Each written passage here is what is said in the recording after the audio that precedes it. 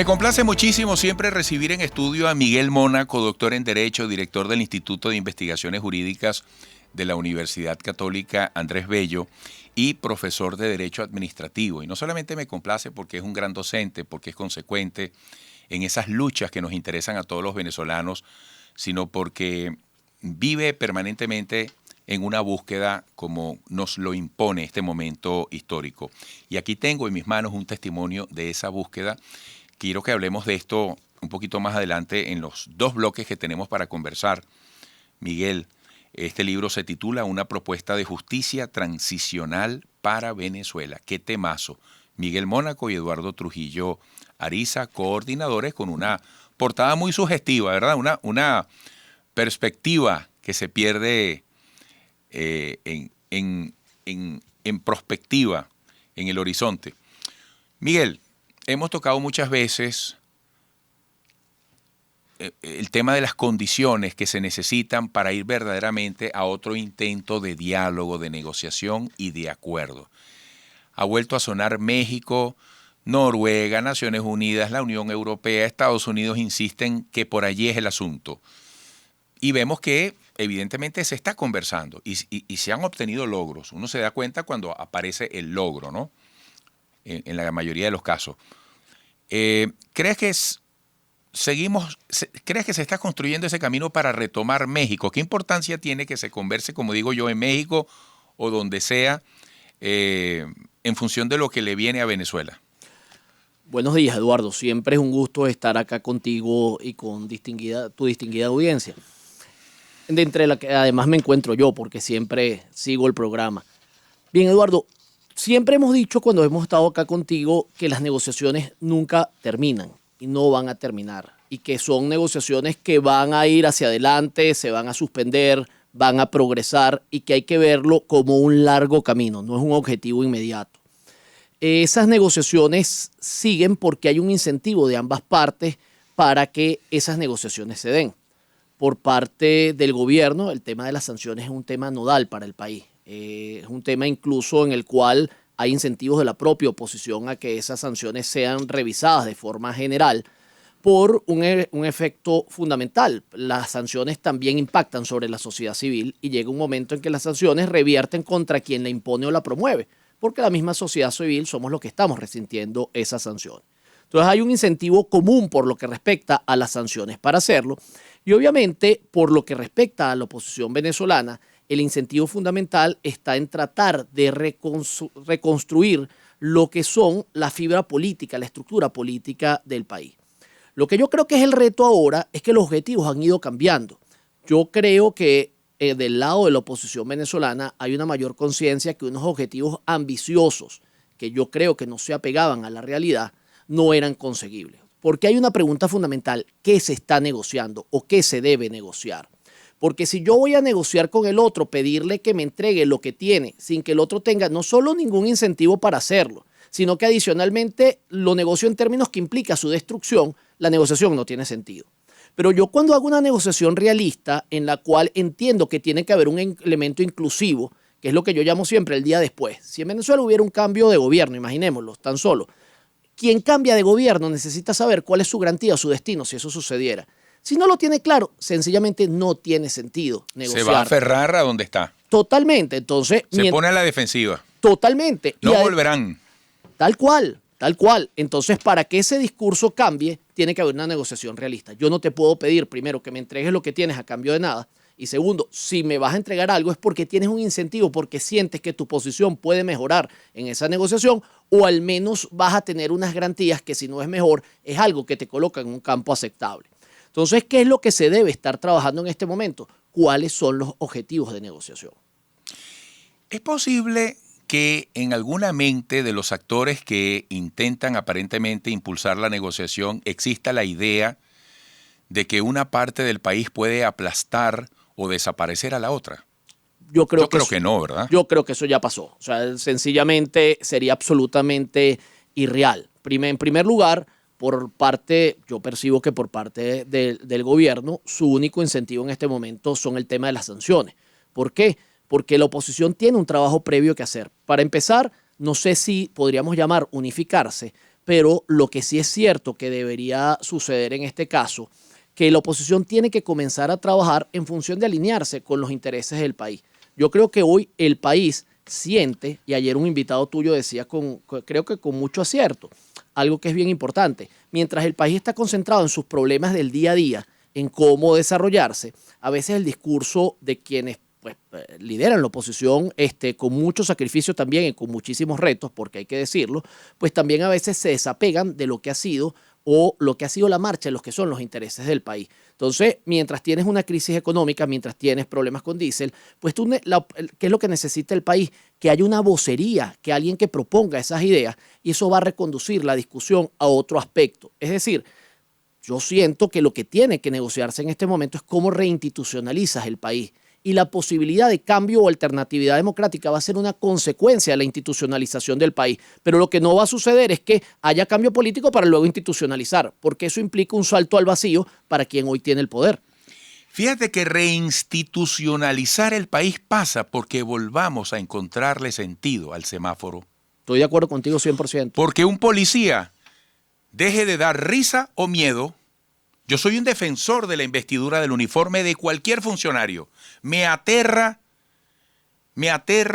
el deslave institucional reflejado en aspectos como ese. Yo sueño con un país donde respetemos al policía, donde respetemos al semáforo, porque por allí se empieza, todo eso nos refleja. Ahora fíjate, Miguel, no es que te quiero llevar a un plano filosófico o espiritual, pero yo ayer conversaba con Martin Ham, el escritor, y me decía, mira, estoy escribiendo una telenovela para la web. Fíjate tú cómo las cosas van evolucionando. Y es una novela en el campo social, sin ningún tipo de condicionamiento político de nadie. Y me dijo, tú sabes, me he metido a estudiar la realidad social, porque de eso trata la novela. Y tú sabes, yo se lo comentaba a Carmelena esta mañana y me puse a llorar. Tú sabes qué me dijo Martin Ham. Le impactó el nivel de desesperanza que hay en la juventud. Jóvenes que le decían, mira, yo sueño con un país mejor, pero me temo que eso quizás lo verán mis nietos. Eso es un gran punto en cualquier agenda de trabajo en este país. Totalmente. Primero, Volver a creer, perdón, Miguel, porque yo lo digo todos los días. Chico, no acepto que mi esperanza sea votar en contra. Aquí los políticos nos tienen que hacer votar a favor de una idea, de un plan, de una convicción. Tienen que devolverle la esperanza al país, que este trabajo es entre todos, no solo de los políticos, pero cada quien tiene que hacer su parte.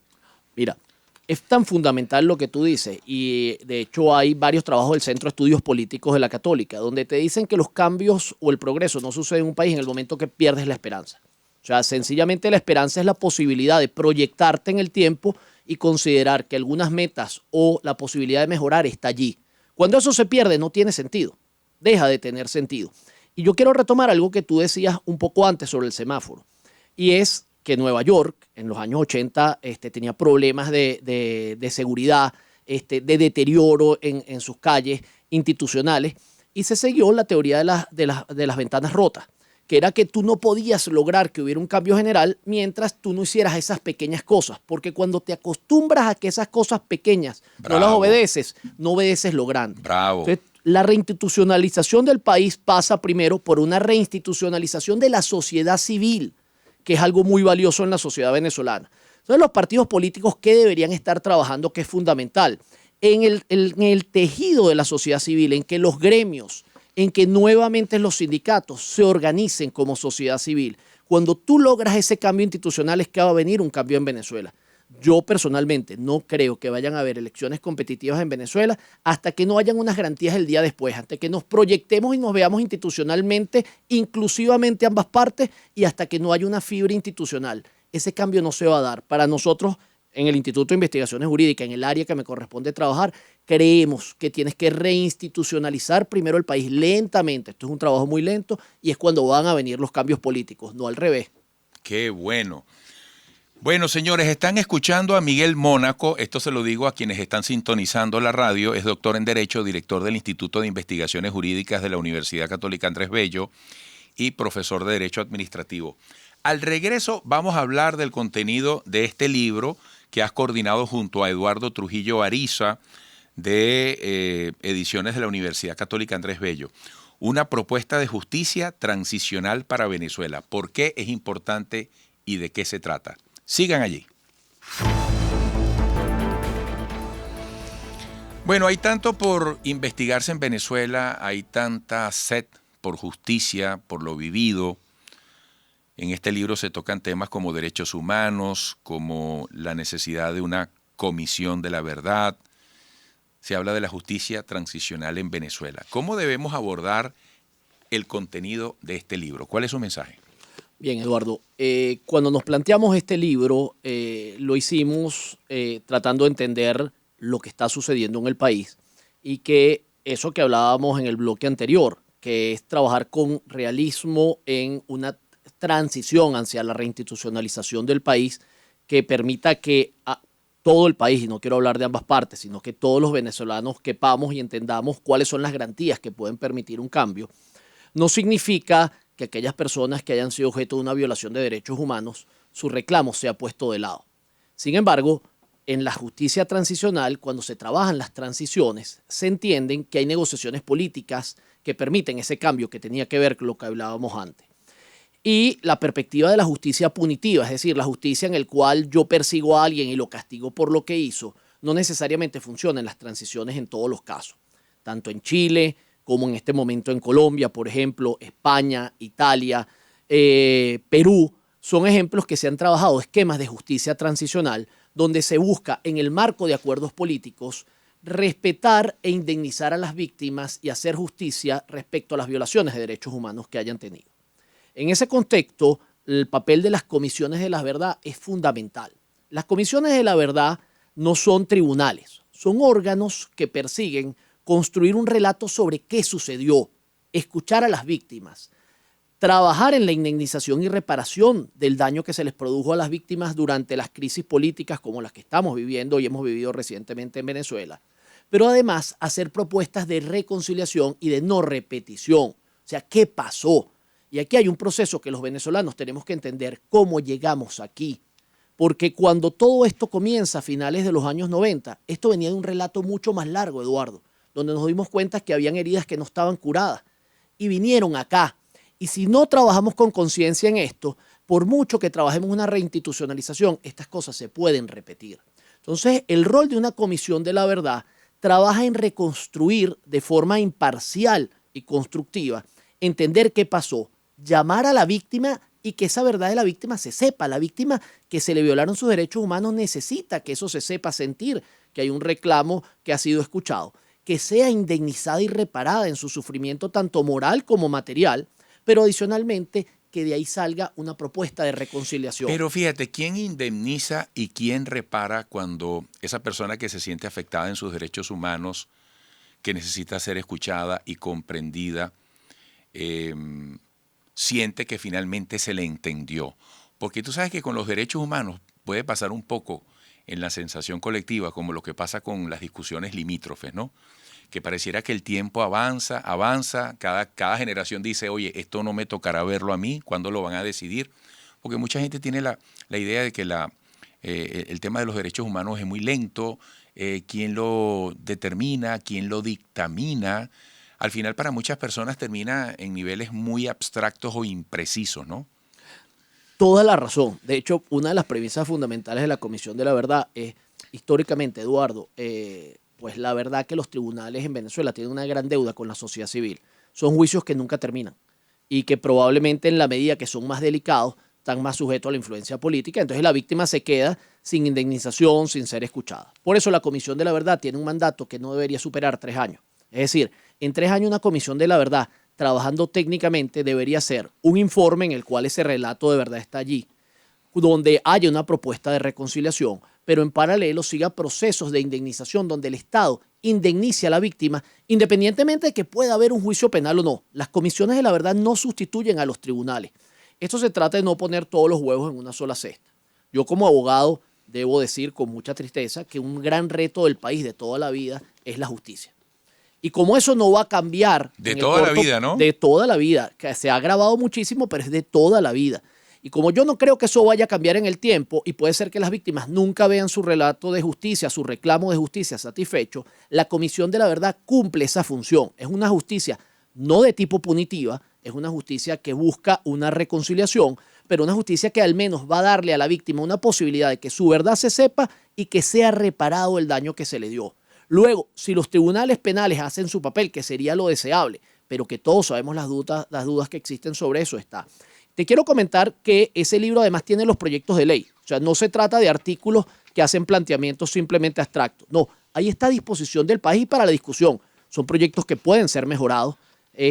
Durante el proceso de elaboración del libro no solo tuvimos la posibilidad de contar con expertos internacionales que arbitraron los artículos y revisaron los proyectos, sino que incluso se invitaron a las ONG a opinar, especialistas sobre el tema, sobre lo que está allí. No aspiramos a tener la verdad absoluta, pero yo creo que uno tiene que hablar poniendo las cosas sobre la mesa, porque se hace a veces mucha crítica y te preguntan, bueno, ¿y tú qué has hecho? Bueno, la Universidad Católica dice, aquí están todos los proyectos de justicia transicional. ¿Pueden ser mejorados? Sin duda, allí están.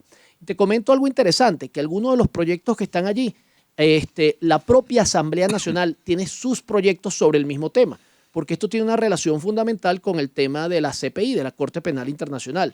¿En qué sentido? En que cuando los mecanismos internos de un país funcionan, la competencia de la Corte Penal Internacional, digámoslo de esta manera coloquial, cesa o se suspende. ¿Por qué? Porque eso solo entra a regir cuando tus mecanismos internos no funcionan. O sea que esto ofrece una posibilidad de que el país resuelva su propio problema y tiene unos incentivos importantes. Entonces hay ahí una oportunidad, porque no se trata de una justicia transicional si hay un cambio, no, se trata de una justicia transicional para que ayude a que haya un cambio a la reinstitucionalización del país. Y eso es lo que está allí. Vas a encontrar entre los proyectos no solo una comisión de la verdad, sino mecanismos de indemnización para las víctimas, en las cuales el Estado quien indemniza a la víctima por el daño que se le produjo. Vas a conseguir proyectos de ley de amnistía, que la amnistía no va a violaciones a derechos humanos ni a temas de corrupción, sino aquí tiene que haber una ley de amnistía de lado y lado. Es un puente que hay que construir, ¿no? Claro, pero un puente de lado y lado, porque este puente se ha hecho, Eduardo, aquí se olvida. Amnistía es impunidad. La amnistía es una forma de impunidad que por razones políticas se otorga como una forma de perdón y que históricamente se ha otorgado en Venezuela. Colombia tiene una gran cantidad de leyes de amnistía, pero esta es una ley de amnistía pensada desde el punto de vista, Eduardo, no solo, por ejemplo, de lo que siempre se ha pensado, no, es que yo le voy a dar una amnistía no, también es una amnistía a la oposición o a empresarios que han sido perseguidos y que necesitan que esos delitos cesen. Hacia allá. Y te cierro sobre el libro con un tema fundamental, que además hay una propuesta que marcha con algo que está haciendo la Asamblea Nacional, pero que la Católica también está haciendo. Lo que te quiero decir, esto está alineado porque hay gente que sí se está dando cuenta de lado y lado qué es lo que se tiene que hacer, que es tratar de reinstitucionalizar el Poder Judicial y acercarlo. Entonces hay una propuesta de reforma para que las elecciones de los jueces sean unas elecciones que se hagan por concurso y que comience a funcionar. Esa es la propuesta del libro. Mira, me llama la atención también la propuesta de una reforma del Código Orgánico Procesal Penal, porque recordamos cuando pasamos del Código de Enjuiciamiento Criminal a este código. Fíjate cómo el derecho tiene que actualizarse. Todo el tiempo, Eduardo. De hecho, la propuesta busca algo que en Venezuela no se ha hecho y que persigue, ayuda en la consecución y recuperación de activos del Estado. Es lo que tú ves. En algunos países, si alguien confiesa, delata, dice dónde está el dinero, y lo haces, tú tienes un beneficio por ayudar a que la justicia sea rápida y se logre. Eso en Venezuela no lo hemos desarrollado. Entonces queremos recuperar los activos, pero esos juicios van a durar 20 o 30 años. Entonces es muy pragmático, al igual que lo hace Brasil, al igual que lo hace Estados Unidos, hay una propuesta de reforma del COP que nos permita recuperar los activos del Estado. Eso es lo que estamos planteando allí. Bueno, mucha tarea acumulada, pendiente, ¿no? En esa materia. Oye, muy agradecido además por la hermosa dedicatoria, sé que te sale del corazón, con admiración y respeto para mi estimado Eduardo. Igualmente te estimo, qué bonito, en memoria de Petra Suárez de Mónaco. ¿Quién es ella? Mi esposa falleció el año pasado, Eduardo, Oh. por un producto de un post-COVID.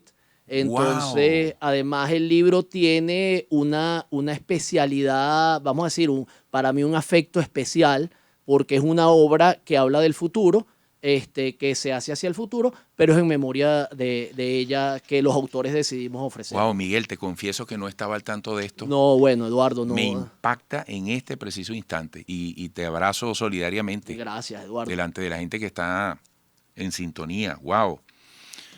Bueno, imagínate, yo hice acotación porque me pareció hermoso esta dedicatoria y no lo sabía, disculpa. No, por favor, al contrario, Wow. lo agradezco porque Wow. me permitió decirlo. Wow.